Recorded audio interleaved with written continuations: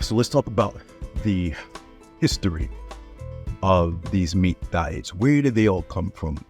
And to understand why there's all these meat diets now, keto, paleo, let's talk about the grandfather of these meat diets, and that would be the Atkins diet.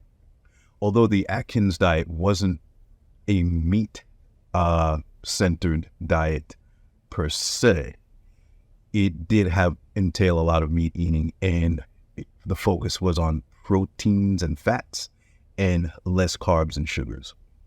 Now, Dr. Robert Atkins himself died obese and from cardiac arrest.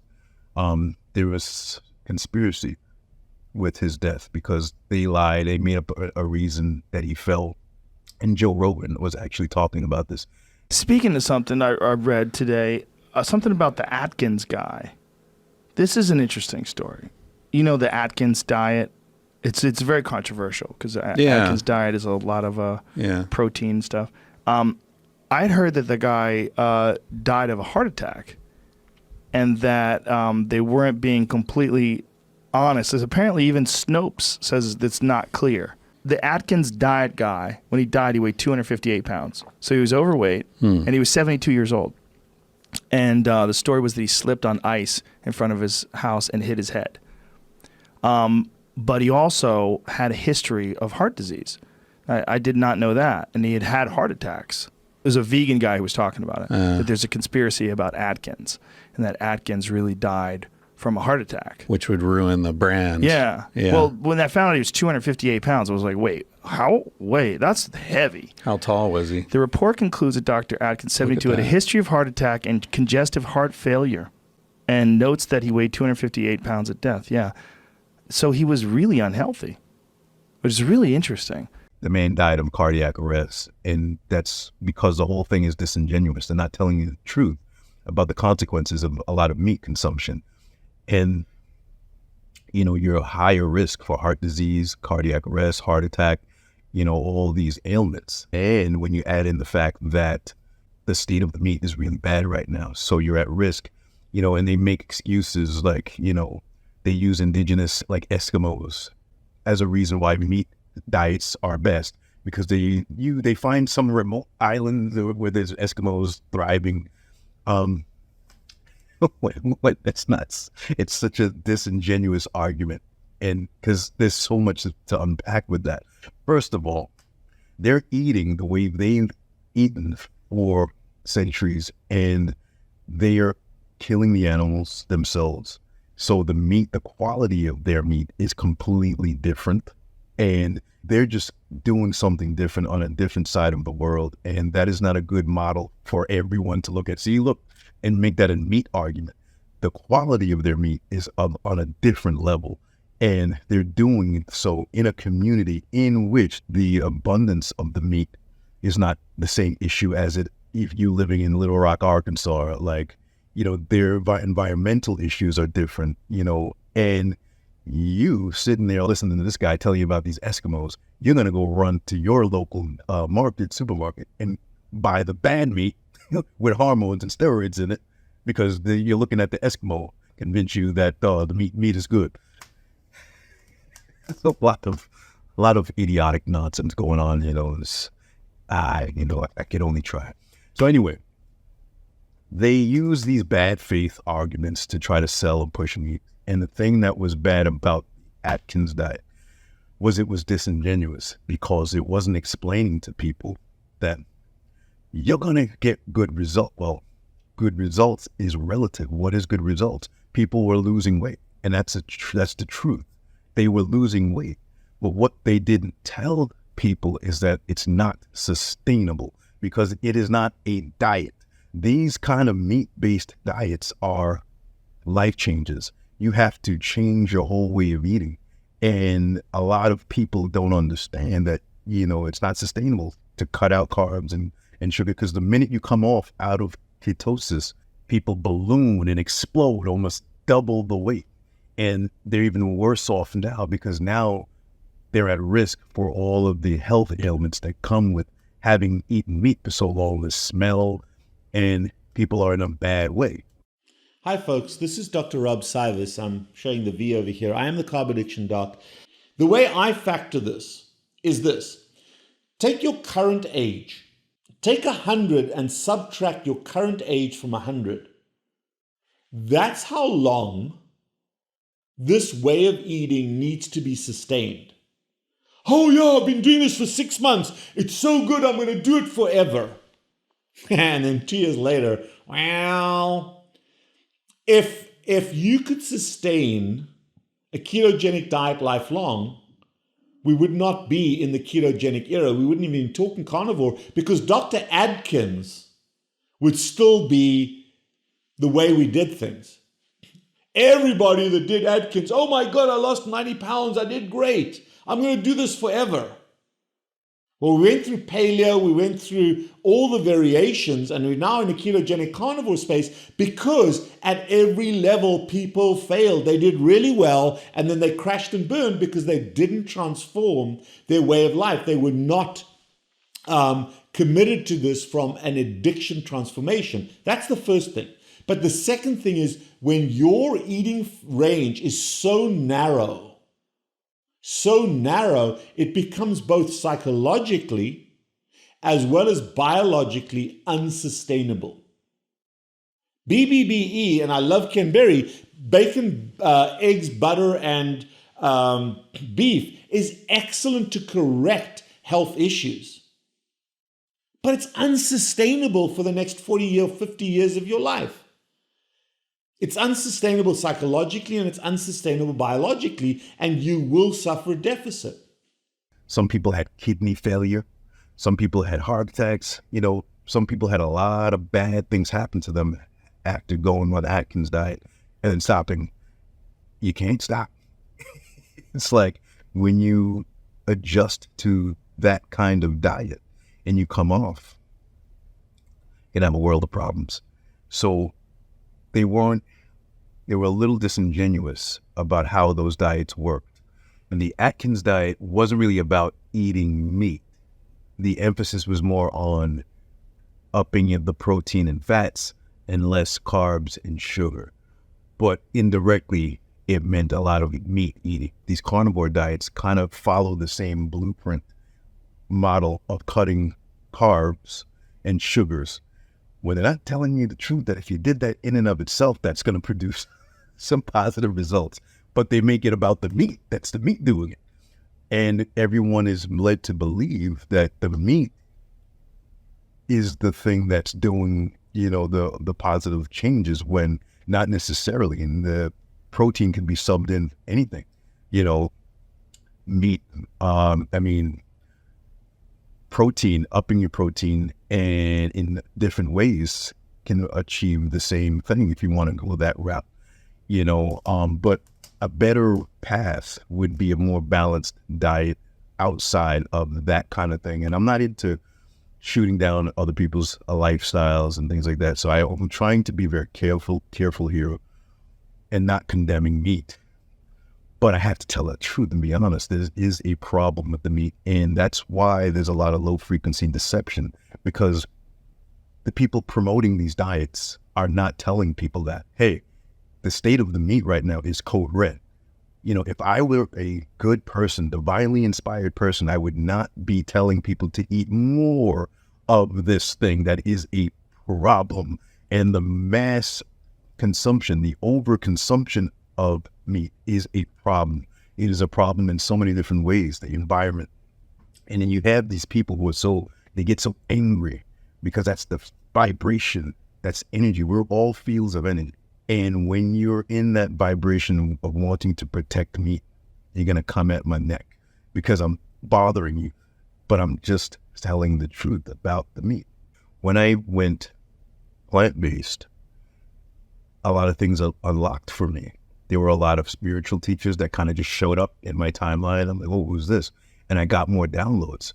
And then I rediscovered the work of geniuses. And I did not know that because they don't teach us these things, because they don't want you to know that. Like a lot of the world's most famous geniuses were vegans and vegetarians because they understood what I'm about to share with you, the energy, frequency, vibration, Nicola Tesla, Albert Einstein, Darwin, a lot of the world's geniuses who understood alchemy, who understood metaphysics, who understood energy, a lot of them were vegetarian because they understood things. I have quotes.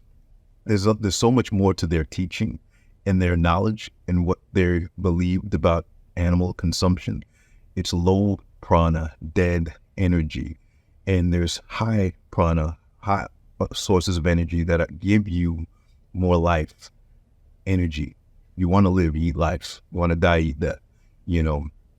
But Nicola Tesla said, that direct quote, that we can subsist on plant food and perform our work, even to advantage, is not a theory, but a well-demonstrated fact.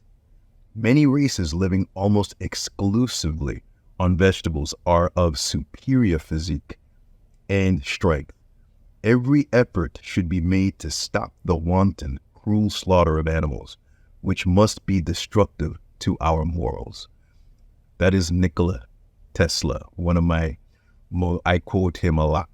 I quote Orwell a lot, but I always find myself quoting Nicola Tesla and just interested in him as a man, and what he knew and how he came to know what he needs. That we know more of people like Thomas Edison and not Nicola Tesla, because he was the real one and he knew energy, frequency, vibration, 369. He knew so many things, and that's what he had to say about animals. So next time someone's screaming in your face about eating meat, refer to these kind of things.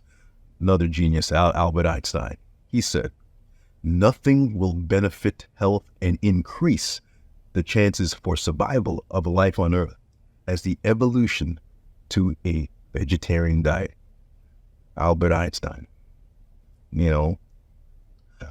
Another one, Leo Tolstoy. He said, a man can live and be healthy without killing animals for food. Therefore, if he eats meat, he participates in taking animal life merely for the sake of his appetite, and to act so is immoral. That's what he said. That's what I'm not saying that. I don't want people to feel judged, but you get the point. We have sentient choice. No, we are not carnivores. We are omnivores, and we can choose to eat meat, or we can choose something else to survive. We are reflections of God. We are God on earth, and our actions and movements can be divinely inspired or can be in our lower nature. And when I took all this information in, I tried to be the best version of myself. And for me, in my path, that meant, cutting out the meat and realize I didn't need to. Then you got the people who fight. They want to fight you. They want to trap you into corners. They want to give you scenarios. And, I'm not really about that. I'm not interested in persuading people to my viewpoint. And you got other people who say, well, I tried to be vegan and I had to eat meat. There is no try. Do or do not. There is no try. Yoda. Star Wars nerd, sorry. So yeah, there is no try. If you want to be vegan, if veganism or eating a plant-based lifestyle appeals to you, understand what those reasons are. It could be health, it could be ethical, it could be environmental, it could be all of the above, but know what your why is. Know your why and then follow it through.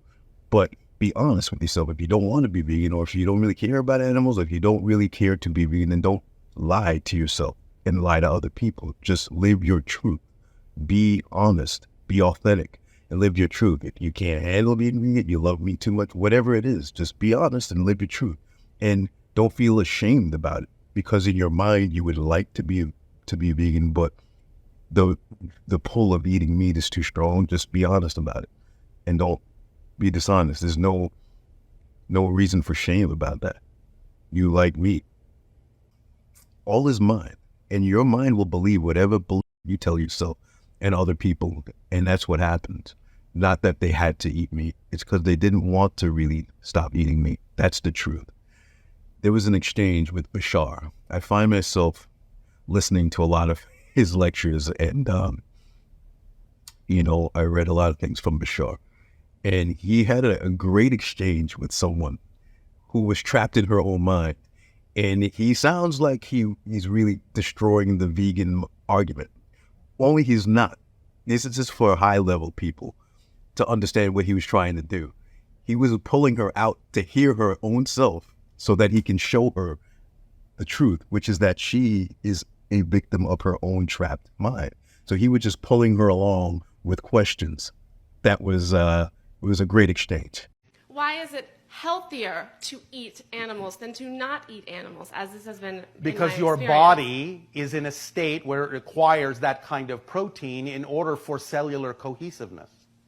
Because your belief system at this point, being that it is still strongly connected to the general consensus reality of what kind of chemistry you need to reflect in order to survive in your reality, requires that certain chemical interactions take place in your body that are representative of certain energetic reactions, and thus then sometimes you still require certain chemical reactions to be representative of the energetic state that you still may be in, as you have agreed to be part of the collective consensus reality at this point. Did that make sense? Yes. Are you sure? Was that deep enough? No. All right. I just What want else to do know, you need to know? Why must we consume? I mean, I look at the animal and I don't want to eat the animal. I want to cuddle with it. You want to be friends with it. Yes. Why must I consume it to be healthy? Like, it's a little heartbreaking actually making that choice again.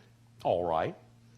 Because I didn't Again, want to. One it's would not a must. Okay. Ultimately, it's not a must. However, what you need to examine is, why are you, having chosen to be in a state where that seems necessary for you at this point?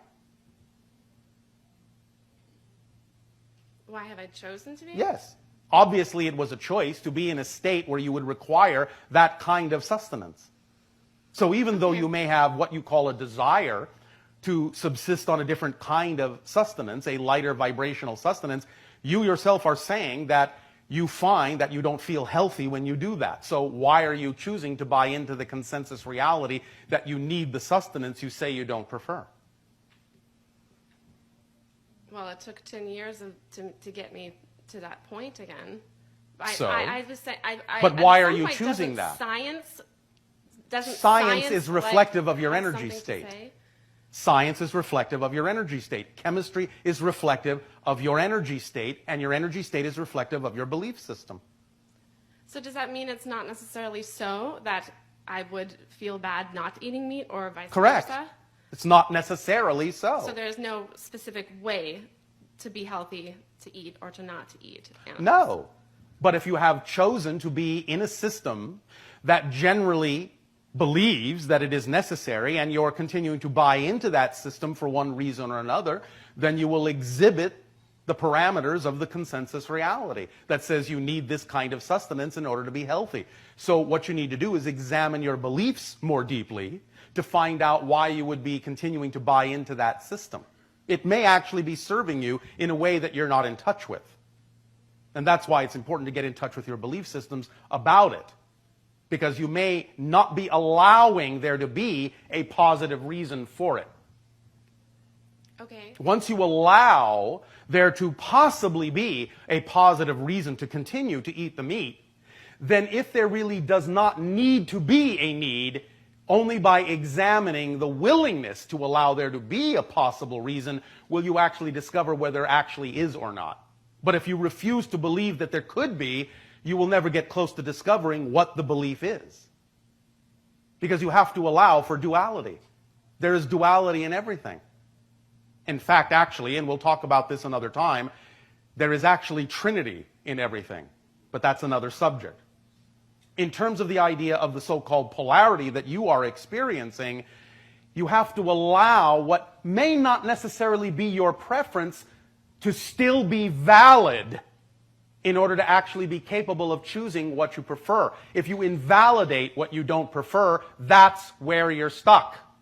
Because you're putting undue energy on it being wrong, being bad, being invalid. But if you allow it to be valid, it's an equally valid choice as any choice you could make, then you will neutralize the idea of the polarity and you'll be free to choose what you really prefer. So this is your lesson in dealing with this, is to not invalidate what you don't prefer. To see that it actually does have the ability to serve a positive purpose, even though you may not right now be capable of understanding how that could be. So that's your exploration. You understand? Yes, Is that deep enough for you? it is. I have one additional question as far as that relates, and I think it relates to a lot of core sponsoring beliefs. Yes. I would like to know what these beliefs are that has manifested this situation, and I have asked and meditated about it, but it hasn't come to me yet. I just I can told think you. of many. I just told ones, you. but which one? I is just it? told you. You are believing that certain beliefs are invalid. Yes? You understand? Yes. You're making a value judgment on something that simply needs to be looked at in a neutral way, and perhaps even in a positive way. Are you, in your belief system, capable of looking at the idea that sometimes life eats life in a positive way? Are you capable of seeing it from that perspective? That's the question that you need to explore. And that will lead you to the belief, the core belief that you need to discover. Okay. All right? Okay. Thank you. All right, bon appetit.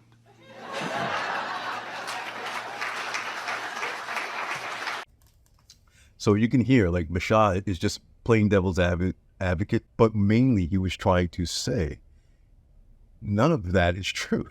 It's true because you make it so. All is mine. And, you know, you decided that you wanted to eat meat and that you needed meat to be healthy. Now, you need to wrestle with that. Wrestle with the questions that he's asking her. Not that, why is your beliefs and ideology in direct conflict with what you want to do? That's the problem. Not the eating meat making you healthy. You are dictating that reality because that is what your mind is making. But it's not real. None of it is real. You want to be vegan, but you want to eat animals.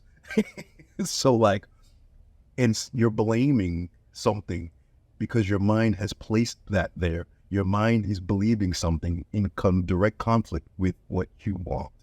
So there's a bigger problem amiss.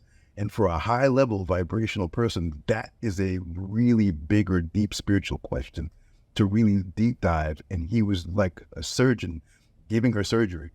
And I hope that she got the message. Case in point, myself.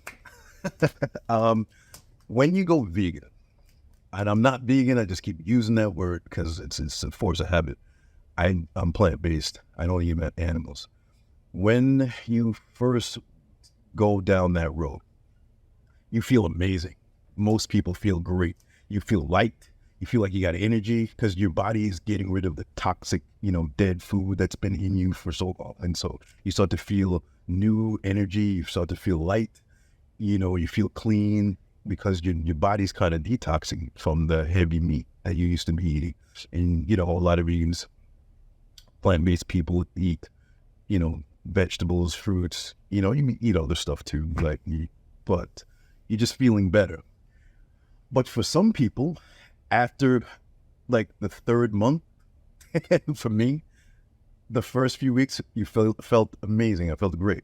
But then there was a month, I think it was around the third month, where I was having some problems. And I had sores in my mouth, and I didn't feel the best. That's when most people would tap out, like this woman, and just run back to the meat. But when you understand all is mine, and when you're a true warrior, living in your truth, I didn't tap out. The truth doesn't change because my body is reacting a certain way. The truth doesn't change. Everything that led me to drop meat has not changed. So why would I go run back to the meat? That means my value system is in conflict. No, what happened was I went back to the drawing board and I figured it out. And I figured out what was wrong.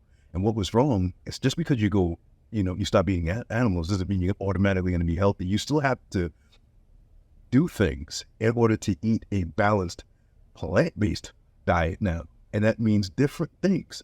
That's all that means. Your body is used to eating meat, for all of these years. And if you suddenly stop, your body's going to be like, hey, okay, so where's the ribs? Where's what's going on?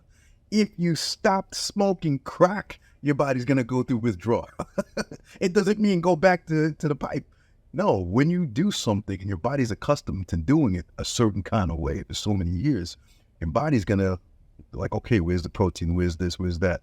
And you have to step up to that. And what I realized for me was that I was eating a not very balanced diet. I was eating rice and beans and vegetables, and I wasn't really eating a lot of protein, and I wasn't really eating a balanced diet, a plant-based diet. And I stepped it up, and I did what I needed to do. Took the supplements I needed, changed things around.